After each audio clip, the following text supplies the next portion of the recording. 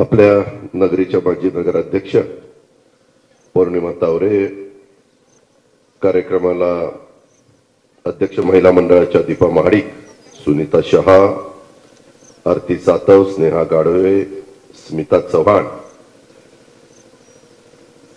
भगिनी मंडळ बारामती हे जे उपस्थित असणारे सर्व सन्माननीय सर्व सभासद, बारामती परिसरातील जमलेले सर्व प्रतिष्ठित नागरिक बंधू भगिनी, ज्यांनी पथनाट्य बसवलं ते माझे सगळे सहकारी, तसंच पर्यावरण लावणी ज्यांनी लेखिका म्हणून काम केलं, गायिका म्हणून काम केलं, ते सगळे मान्यवर, जमलेल्या बंधू भगिनींनो, माझ्या तरुण मित्रांनो, बारामतीला दर आठवड्याला येण्याचा प्रयत्न मी तुमच्या सगळ्यांचा लोकप्रतिनिधी या नात्याने करतच असतो.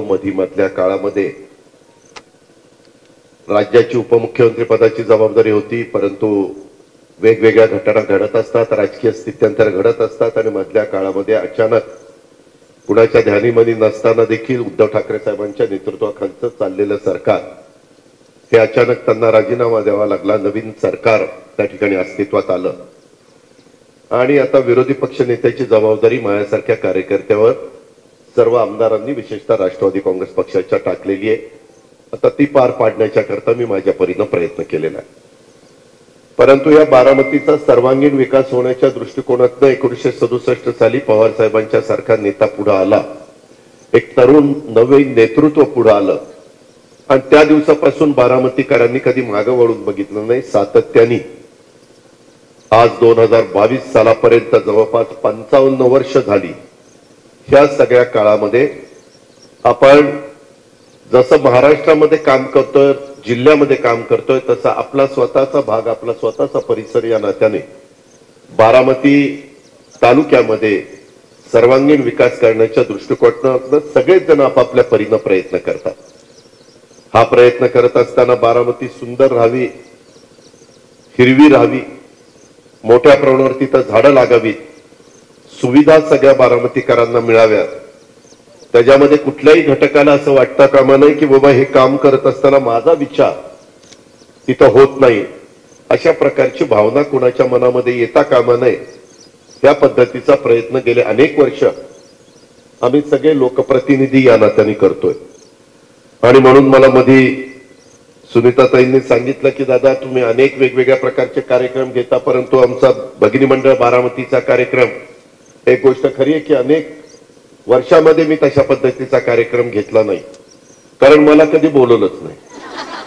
नाहीतर मी तर काय मोकळाच असतो, मला कुणी कार्यक्रमाला बोलवलं की मी ताबडतोब येण्याचा प्रयत्न करत असतो. आणि विशेषतः हे असे सार्वजनिक कार्यक्रम असतात ज्याच्यातनं आपण बारामतीकरांचं हित साधतो, पर्यावरणाचं हित साधतो, वसुंधरेचं हित साधतो. अशा वेळेस तर मला मनापासूनचा आनंद त्यामध्ये मिळत असतो. आणि त्याच्यामुळे माझी सुरुवात सकाळी 5:45 होते आणि म्हणून मी तुम्हाला 7:30ला वेळ दिलेला होता. तरी देखील सुनीताताईंनी आमच्या हनुमान पाटलांना सांगितलं की दादांना म्हणून 7:30च्या ऐवजी 7:45 करा. म्हणलं हरकत नाही, 7:45 करतो, कारण तुम्हाला पण सगळ्यांना उरकून यायचं म्हटलं तर घरातलं सगळं बघून यावं लागतं, हे जी जाणीव माझ्यासारख्याला आहे. इथं आल्यानंतर आपण एक झाड लावलं, तुम्ही सगळ्या भगिनी मंडळांनी जवळपास 1,500 रोपं, खरं बोर्ड आहे 1000चा, परंतु तुमच्या सगळ्यांचा प्रतिसाद बघता आता 1,500 रोपं माझ्या भगिनी मंडळांनी त्या ठिकाणी स्वतः निर्माण केली आणि आज इथं 1,500 रोपं लावण्याचा कार्यक्रम होतोय.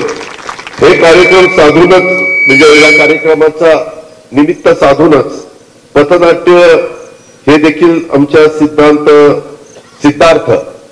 सिद्धार्थ चोरट्यांनी बसवलं. त्यांना ओंकार पवारनी त्या ठिकाणी साथ दिली. शेवटी बारामतीतलं कुठलं तरी काम पूर्णत्वाला न्यायचं म्हटलं तर कोणतरी पवार लागतोच, त्याच्याशिवाय ते काम पूर्णत्वाला जात नाही. मग इथं आमचा ओंकार त्या ठिकाणी मदतीला आला आणि ह्याच्यातून जे कलाकार, मग वीणाताई फडतरे असतील, साक्षी जामदार असतील, शीतल राऊत, शीतल गाढवे, मंगल कुंभार, धनश्री मांजरे, अनिता कदम, मनीषा माळी, सोनल दोशी, सारिका हिंगणे, त्या सगळ्या आमच्या भगिनींनी त्याच्यामध्ये अतिशय चांगल्या पद्धतीनं इथं पथनाट्य सादर केलं. आणि ते सादर करत असताना मी एवढं जवळ असताना ते अगदी न घाबरता सादर करत होत्या. न चुकता त्या ठिकाणी सादर करत होत्या. काहींचे पती पण हळूच तिथून उभं राहून बघत होते की कशी आपली बायको करते. आणि घरातले पण सगळेजण ह्या एका चांगल्या आनंदाच्या कार्यक्रमांमध्ये सहभागी होण्याच्या करता आले.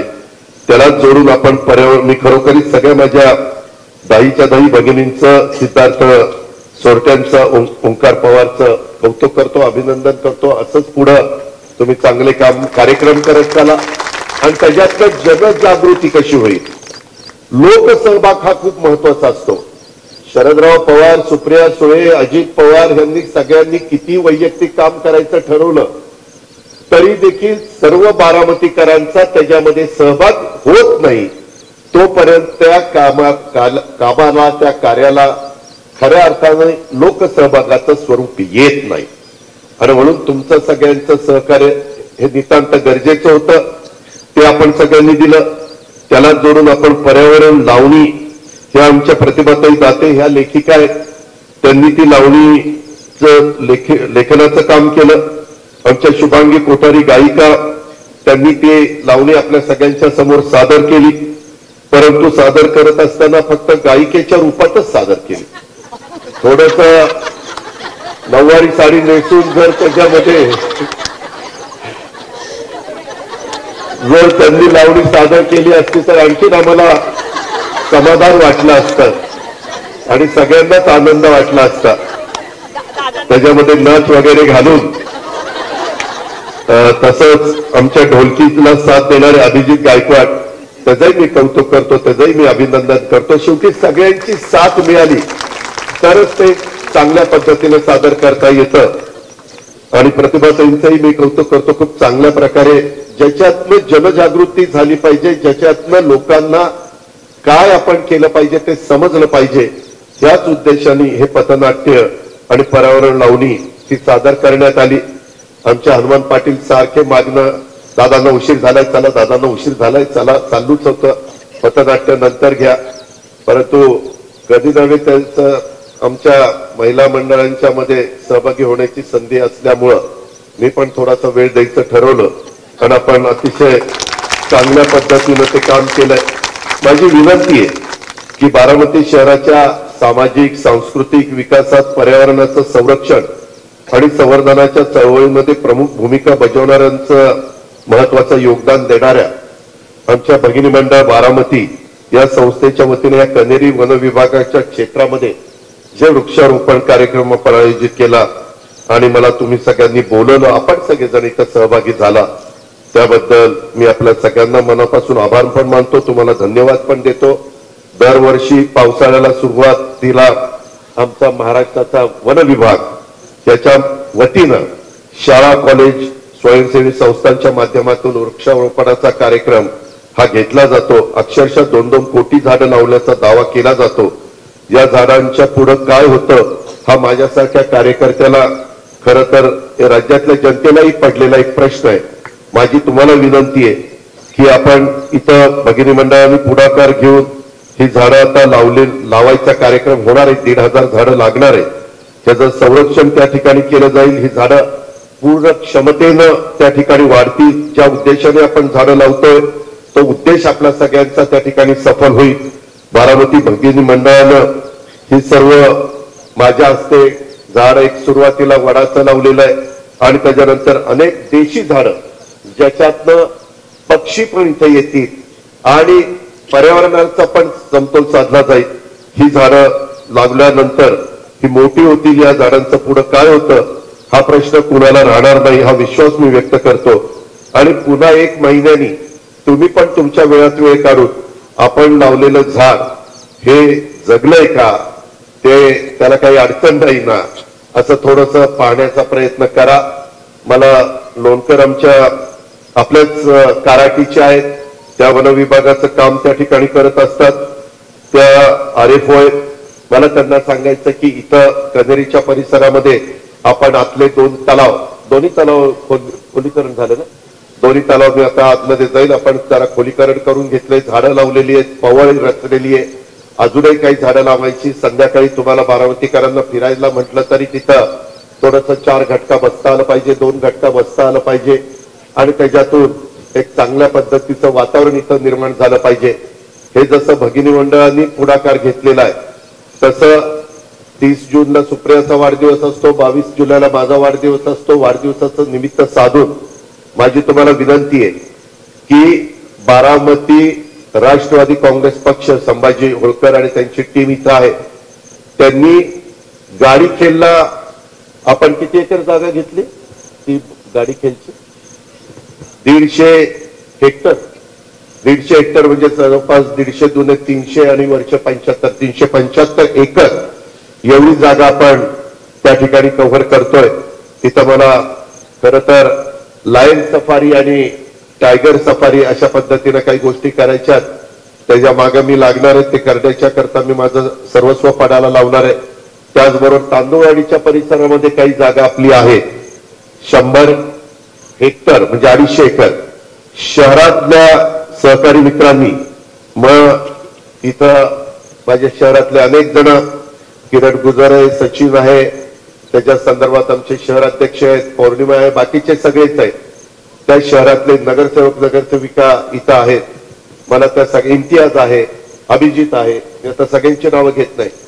तुम्ही सगळ्यांनी शहरातल्या लोकांनी तांदूळवाडीच्या परिसरामध्ये आपल्या शुभांगी लोणकरची मदत घेऊन तिथं झाडं लावली पाहिजेत, जे भगिनी मंडळांनी इथं केलंय तसं.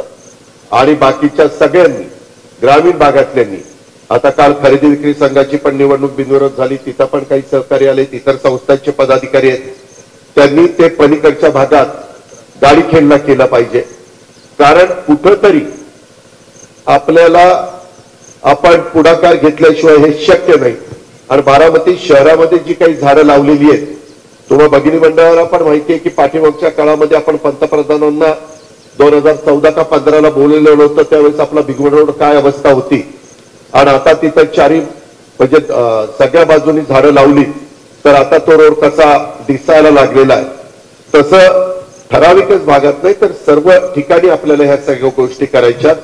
माझी भगिनी मंडळाला पण विनंती आहे, आम्ही 3 हत्ती चौक, तो जवाहर बागेमध्ये देखील पूर्वी तो रस्ता कसा होता, आता तिथं कसं काम झालेलं आहे. अजूनही खूप कामं आपल्याला करायची. बाबूजी नाईकवाडा तिथं काम चाललेलं आहे, नदीचं काम चाललेलं आहे. नदीचं एकदा काम पूर्ण झाल्यानंतर तिथंही आपल्याला